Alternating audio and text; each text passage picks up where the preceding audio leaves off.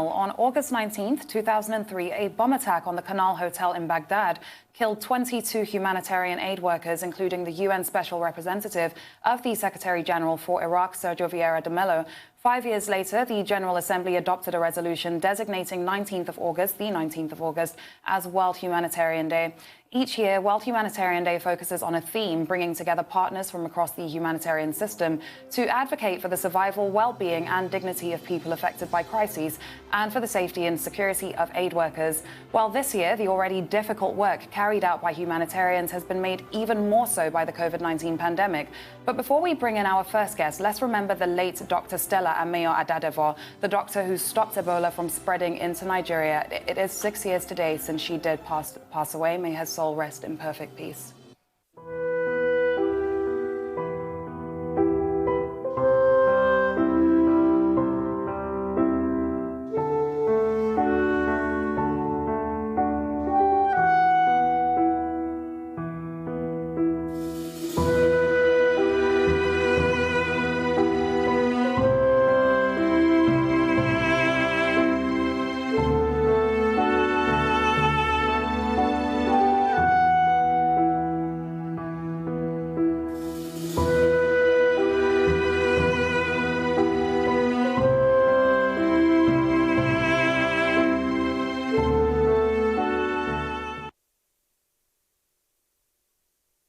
Well, joining us now to discuss the 2020 World Humanitarian Day is ALIYU DAWOBE, the Public Relations Officer at the International Committee of the Red Cross, the ICRC Nigeria. Mr. DAWOBE, many thanks for joining us on Newsday today to look into World Humanitarian Day this year. And there's a lot for us to go into. We are honoring real-life heroes, which includes everyone at the ICRC. So firstly, I would like to say thank you for all the work you've been doing. I was looking at your latest report, and I can see that in the northeast of Nigeria alone, the number of people needing humanitarian aid and assistance has risen from 7.9 million to 10.6 million people simply due to COVID-19. Mr. DAWOBE, can you tell us more?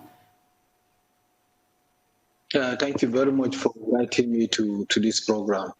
The ICRC is an organization that has been working in Nigeria for more than 10 years now, and most of our activities are actually in the northeast of Nigeria. Northeast of Nigeria specifically because of the conflict going on there. A lot of humanitarian concerns are there. A lot of civilian populations are affected. So as long as civilian populations are affected, that is where our interest to work and assist them lies. All right, ALIYU. In conflict situations, yes, go ahead. All right, ALIYU, it's looking like the aid workers, I want to talk about aid workers now, what you do, is looking more like they're what one would call endangered species. Is enough being done to take care of them? What more can be done if enough is not being done? First of all, to talk about World Humanitarian Day, the day like today is a day that we feel that healthcare workers are part of us. Healthcare workers are in our hearts. We remember them very well. We also understand the issues they face, the situations they face in the course of exhibiting their jobs. This we remember very well, and we also pay tribute to them so that they would know that we are appreciating what they are doing. We acknowledge what they do a lot to humanity. This is something that we will have to keep doing. We will also have to understand, to make the public understand that thousands of these health workers are actually out there in the forefront, trying to support humanity, trying to help us where the help is desperately needed. And this is something we acknowledge a lot. And a day like this, we try to inform people, to tell people how we cherish these people, and we also encourage people to do the same. All right, Mr. DAWOBE, give us an insight into how... I don't know, okay, can you hear me?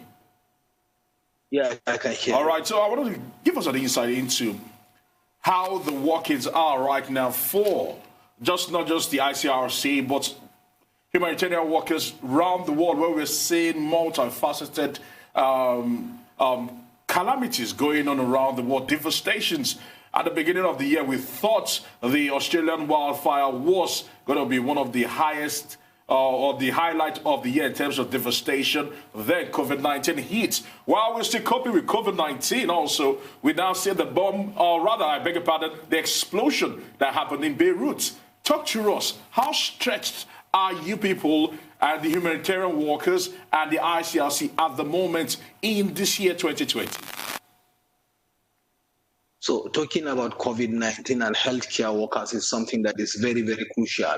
Most of the places we operate are places that are affected by conflicts. Now you have an additional strain to the health structures, which is COVID-19. So it makes it very, very difficult for most of our staff, for most of the healthcare workers that we operate with, and generally healthcare practitioners to be able to execute their work in these difficult and fragile environments. So this is something that is really very key.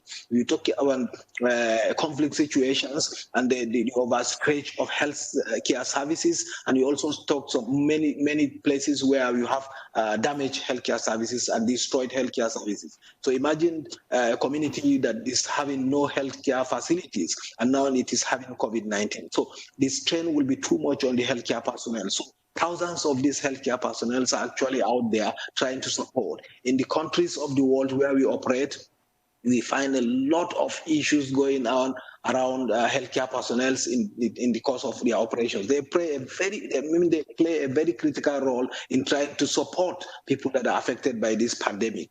This is a fact that needs to be made public to the people so that they will know how much support we are having from healthcare personnel.